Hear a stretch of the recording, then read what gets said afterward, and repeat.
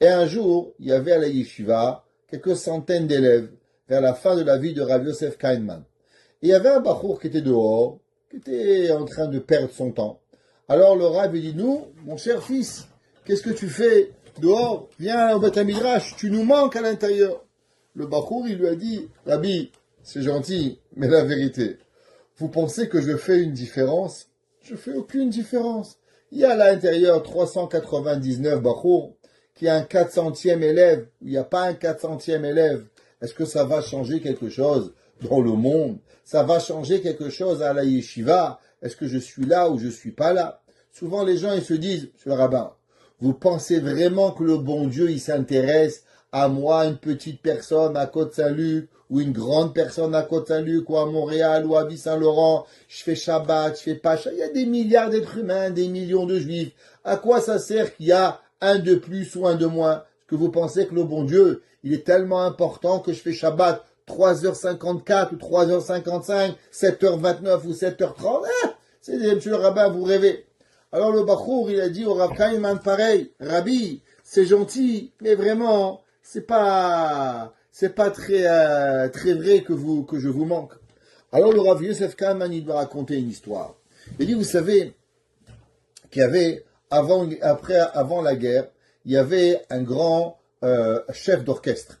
Et ce grand chef d'orchestre, on l'a appelé, et on lui a demandé d'écrire une opéra.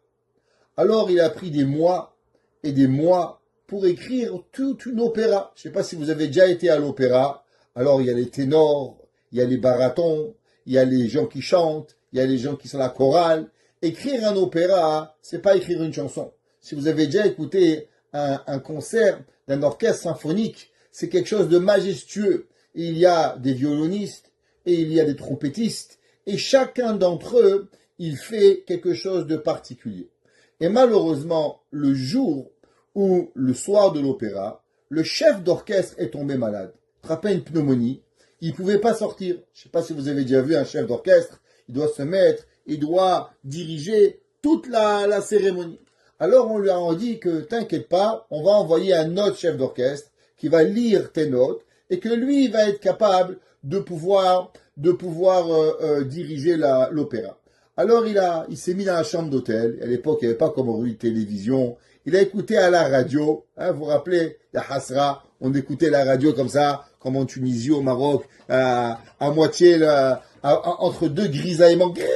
On écoutait la radio. Pareil, ce chef d'orchestre, il écoute son concerto, il écoute son opéra.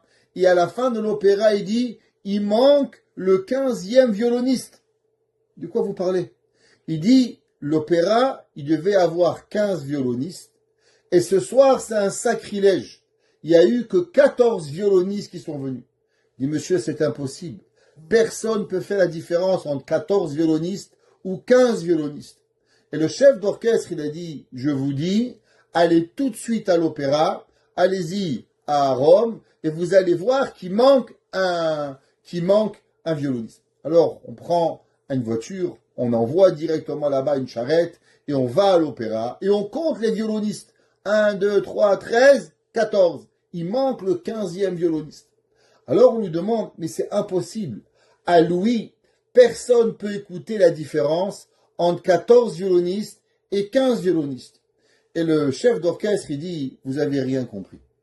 Tout mon opéra, il avait été conçu pour que la musique du 15e violoniste, elle soit le summum de la musique.